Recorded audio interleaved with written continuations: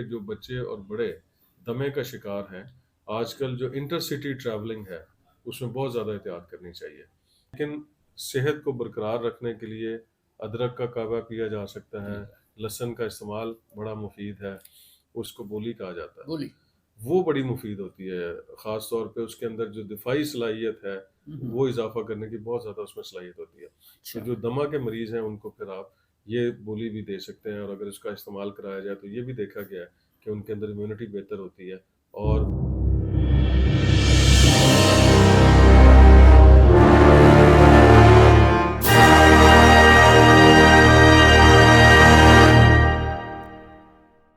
بسم اللہ الرحمن الرحیم. السلام علیکم ناظرین، میں ہوں جہانگیر حیات، آپ دیکھ رہے ہیں بولڈ نیوز 42. ناظرین، موسم سرما جو ہے اپنے عروج پر ہے، اور اس کے ساتھ جو ہے جب موسم سرما آتا ہے تو اپنے ساتھ کئی مصائب اور کئی ہیلتھ ایشوز جو ہے وہ بھی لے کے آتا ہے. اس میں خاص طور پر جو دمے کا مریض ہیں ان کے لیے بہت زیادہ پرابلم ہوتی ہے. ہمارے ساتھ ناظرین اس وقت موجود ہیں جنرل کیڈر ڈاکٹر ایسوسی ایشن پنجاب کے صدر اور پبلک ہیلتھ کنسلٹنٹ ڈاکٹر مسعود اختر شیخ صاحب. اپنی ایک ایکسپرٹ رائے رکھتے ہیں، معروف ڈاکٹر ہیں اور ایک وسیع تجربہ ہے. ناظرین ان سے بات کریں گے کہ کس طرح سے جو موسم سرما سے متعلقہ جو ہیلتھ پرابلمز ہیں ان کو ٹیکل کیا جائے، اور خاص طور پر جو ہے دمے کے جو پیشنٹس ہیں ان کو کیا احتیاطی تدابیر استعمال کرنی چاہیے، اور کس قسم کے میئرز جو ہیں ان کو جان لیوا اور خطرناک جو اٹیک ہے اس سے بچا سکتے ہیں. السلام علیکم ڈاکٹر صاحب. جی وعلیکم السلام. ڈاکٹر صاحب بہت شکریہ، آپ نے اتنی قیمتی جو موضوع اس کے اوپر بات کرنے کے لیے ہمیں اپنا قیمتی وقت دیا. تو ڈاکٹر صاحب بتائیں کہ موسم سرما جب آتا ہے تو اس اپنے ساتھ ایک جو ہیلتھ سے متعلقہ جو مسائل ہیں، جو بیماریاں ہیں، اس کا ایک بہت بڑا جو اس کے ساتھ دیکھیں سمجھ لیں. موسم سرما ظاہر بات ہے، جب موسم چینج ہوتا ہے، گرمی کے اپنے مسائل ہیں، ہیلتھ ایشوز ہیں، سردی کے اپنے مسائل ہیں، اس میں خاص قسم کی بیماریاں پھیل جاتی ہیں. اور خاص طور پہ جو ہمارے دو ایکسٹریمز ہیں لائف کی، چھوٹے بچے اور جو بوڑھے افراد ہیں، ان کے اندر پہلے ہی توانائی کم ہوتی ہے، دفاعی صلاحیت ان کی کم ہوتی ہے، بیماریوں کے خلاف لڑنے کے لیے جو مدافعت ہے وہ ان کے اندر کم ہوتی ہے.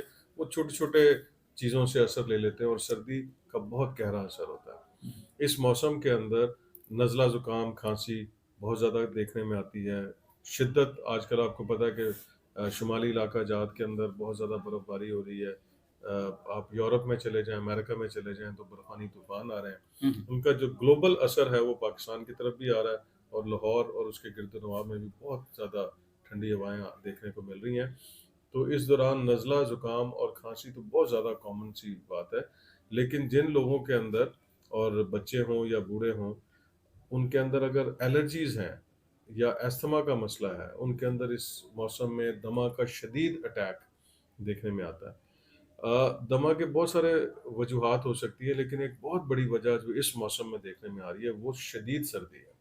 جب کوئی بندہ گھر کے اندر گرم ہوتا ہے، ایک دم باہر نکل جاتا ہے، دفتر سے باہر نکلتا ہے، اللہ صبح اسکولوں میں بچے جا رہے ہوتے ہیں تو ایک دم گرم اور سرد ہوا ان کے اوپر لگتی ہے، اور ایک دم سانس لینے میں تکلیف ہوتی ہے. بعض دفعہ سیٹیوں کی آواز آ جاتی ہے، اور بعض دفعہ بڑی دشواری ہوتی ہے سانس لینے میں.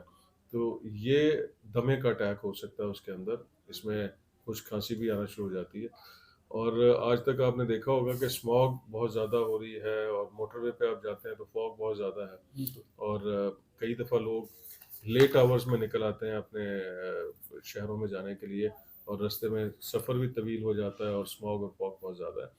تو ایسے میں کہوں گا کہ جو بچے اور بڑے دمے کا شکار ہیں، آج کل جو انٹر سٹی ٹریولنگ ہے اس میں بہت زیادہ احتیاط کرنی چاہیے. کیونکہ اگر آپ شیشے کھول لیتے ہیں، ایک دم اسموگ آتی ہے، اس میں فوگ اور اسموگ کے کیمیکلز آپ کے جسم پہ اثر کرتے ہیں، یا آپ ہیٹر آپ کی گاڑی کا کام نہیں کر رہا ہے، یا آپ کا دمہ کنٹرول نہیں ہو چکا، یا آپ نے لمبے سفر کے لیے اپنی کو تیاری نہیں پکڑی ہوئی ہے، اپنے ڈاکٹر سے مشورہ نہیں کیا ہے، تو یہ سفر آپ کے لیے باعث زحمت بھی ہو سکتا ہے. اور سفر کے دوران سردی کی وجہ سے ایک دفعہ پھر دمے کا اٹیک ہو سکتا ہے، سانس لینے میں تکلیف آ سکتی ہے. تو اس لیے جو انٹر سٹی ٹریول ہے آج کل، اس کے لیے تو آپ کو سب سے پہلے استھما کنٹرول کریں. نزلہ زکام کھانسی ہے تو اس کا علاج کریں، میڈیسنز اپنے ساتھ رکھیں، اور خصوصی طور پہ جو دمہ کے مریض ہیں انہیں اپنے انہیلر ساتھ رکھنے چاہیے، تاکہ اگر رستے میں کوئی ضرورت ہوتی ہے تو فوری طور پہ انہیلر کا استعمال کیا جا سکتا ہے۔ اور انہیلر لینے کا بھی ایک خاص طریقہ ہوتا ہے جو ڈاکٹرز انہیں بتاتے ہیں کہ آپ ایک اسپیسر ڈیوائس ہوتی ہے، ایک آج کل بنی بنائی 400-500 کی مل جاتی ہے، کہ آپ نے انہیلر اس کے ساتھ لگانا ہے اور اس کے ذریعے پھر سانس لینا ہے۔ تو اگر درمیان میں کوئی مسئلہ ہو گیا تو پھر آپ وہ اسپیسر ڈیوائس کے ذریعے انہیلر لے سکتے ہیں۔ اور دوسرا یہ ہے کہ سفر تو ویسے بھی ہمیشہ پلان کر کے کرنا چاہیے اور اس کے لیے پریکاشنز لینی چاہیے، لیکن آج کل کے موسم میں خاص طور پہ جب سردی زیادہ ہو رہی ہے تو ہمیں جو طویل سفر ہے 200 کلومیٹر 400 کلومیٹر انٹرسٹی ٹریول کرتے ہیں، اس میں آپ کو بہت زیادہ احتیاط کرنی چاہیے، خاص طور پہ جو دمہ کے مریض ہیں، جو الرجی کے بچے ہیں، چھوٹے بچے جن میں سانس کی دمہ سے ملتی جلتی ایک اور بھی بیماری ہوتی ہے جس کو برونکیولائٹس کہا جاتا ہے، تو اس میں بھی بڑی احتیاط کی ضرورت ہے۔ اچھا یہ بتائیے کہ یہ تو آپ نے احتیاط بتا دی، گھر سے باہر نکلنا، گھر کے اندر آنا، سفر پہ جانا، سفر سے واپس آنا، کچھ کیا اس موسم کے اندر کچھ ایسی غذائیں بھی ہوتی ہیں جو جن کا استعمال کیا جائے تو اس طرح کے جو امراض ہے ان میں بندے کو افادیت ملتی ہے؟ دیکھیے، جس میڈیسن کی ہم بات کرتے ہیں ان کا جو اصل منبع ہے وہ تو جڑی بوٹیاں ہیں، ٹھیک ہے۔ اور ساری چیزیں ہم انہی سے حاصل کرتے تھے، اور چائنا میں آپ چلے جائیں تو 5,000 سال سے جو دمے کا علاج کیا جاتا تھا وہ جڑی بوٹیاں اور درخت کی چھالوں سے، پتوں سے اور اسی قسم کی چیزوں سے علاج کیا جاتا تھا۔ آج کے موسم میں بھی اگر آپ شدید دمے کی بات نہیں کر رہا جہاں کہ آپ کو لازمی انہیلرز کی ضرورت ہے، مختلف میڈیسن کی ضرورت ہے اور اس کے بغیر شاید علاج نہ ہو سکے، لیکن صحت کو برقرار رکھنے کے لیے ادرک کا کعبہ پیا جا سکتا ہے، لہسن کا استعمال بڑا مفید ہے۔ اس کے ساتھ ساتھ آپ یہ دیکھیں کہ جو چھوٹے موٹے پودینے ہے اس کا استعمال آپ کر سکتے ہیں، جو ہم سلاد کے طور پر استعمال کر سکتے ہیں۔ اور پھر یہ جو وائٹامن سی جن چیزوں کے اندر ہوتا ہے جیسے کہ لیمو ہے، سنترا ہے، مالٹا ہے، ان کے اندر وائٹامن سی ہوتا ہے، یہ ہماری جو سانس کی نالیوں کی حساسیت کو کم کرتا ہے اور اس سے بھی افاقہ ہو سکتا ہے۔ آپ نے خاص طور پہ دیکھا ہوگا کہ گاؤں میں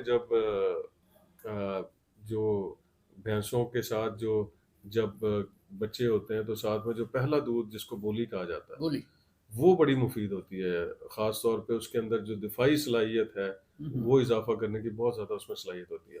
تو جو دمہ کے مریض ہیں ان کو پھر آپ یہ بولی بھی دے سکتے ہیں، اور اگر اس کا استعمال کرایا جائے تو یہ بھی دیکھا گیا ہے کہ ان کے اندر امیونٹی بہتر ہوتی ہے، اور اس امیونٹی کی وجہ سے جو دمہ کا اٹیک ہے وہ کم ہونا شروع ہو جاتا ہے۔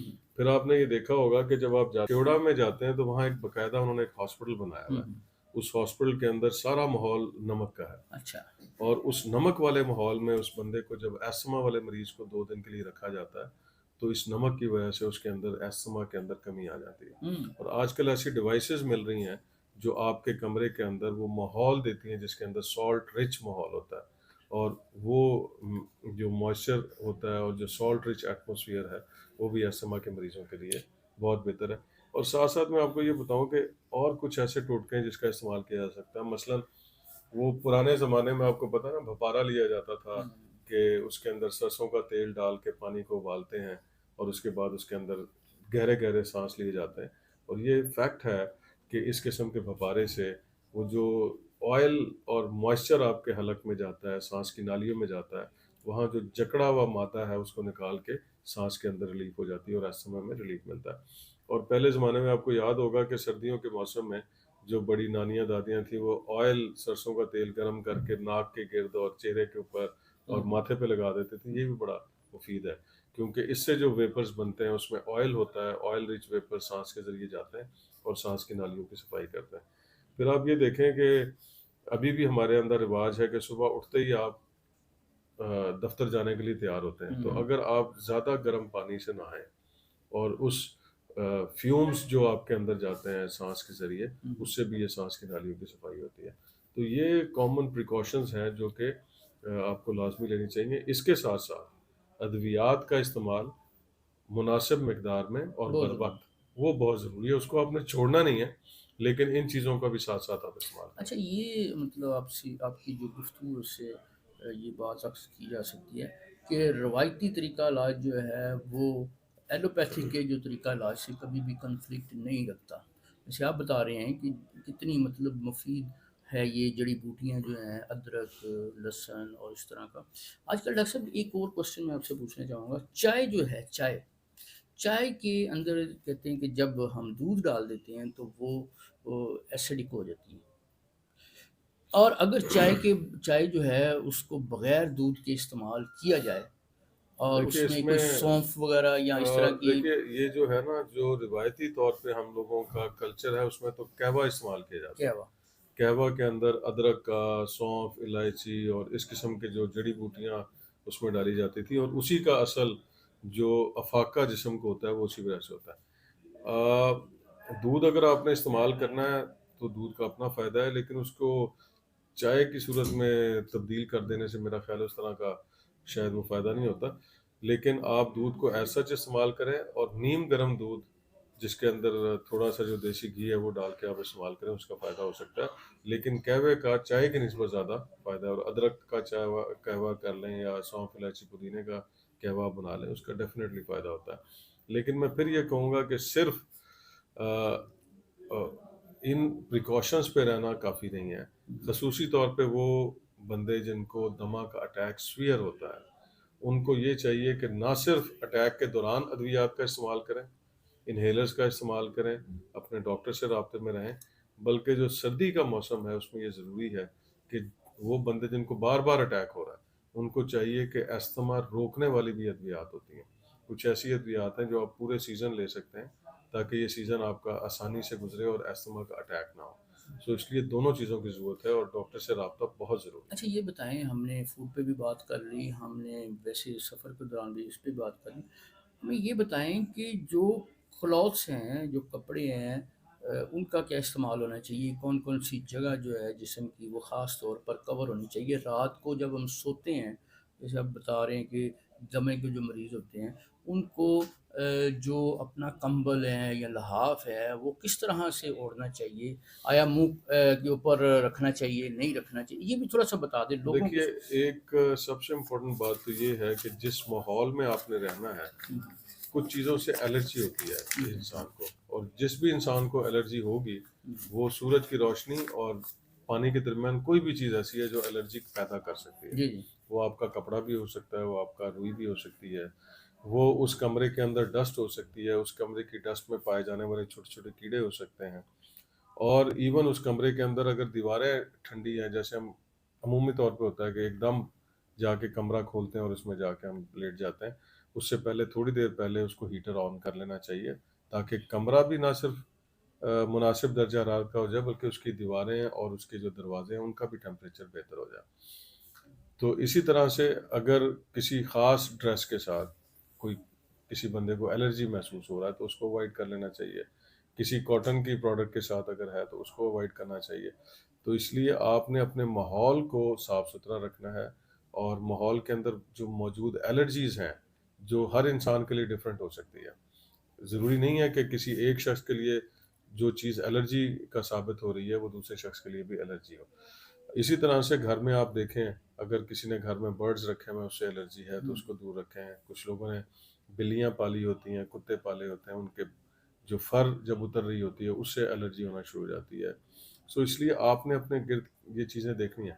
کچھ لوگوں نے بہت زیادہ پودے گھر میں لگائے ہوتے ہیں، ان کے جو زردانے یا پولنز نکلتے ہیں ان سے ان کو الرجی ہو جاتی ہے.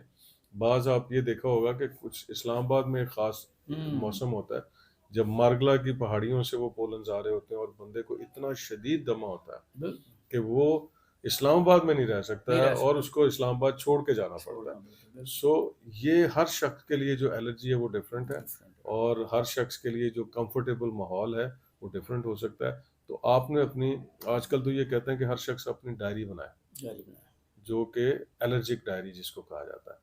جن کو بار بار دمہ ہوتا ہے ان کو ایک ڈائری رکھنی چاہیے اس موسم میں خاص طور پہ، کہ صبح اٹھیں جو انہوں نے خوراک استعمال کری بریف سا لکھ لیں.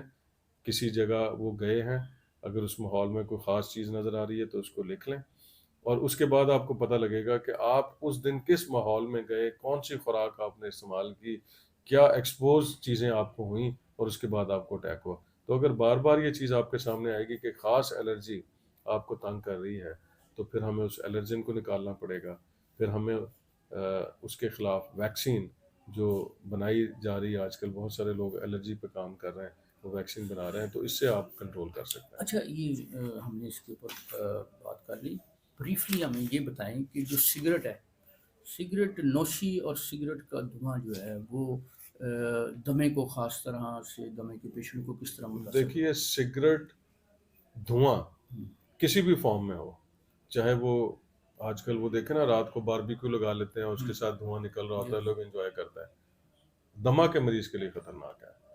سگریٹ سے نکلنے والا دھواں، چاہے آپ خود کش لگا رہے ہیں یا کش نکال کے باہر پھینک رہے ہیں، وہ ساتھ بیٹھے لوگوں کو بھی متاثر دونوں کرتا صورتوں ہے، میں دونوں صورتوں میں متاثر کرتا ہے۔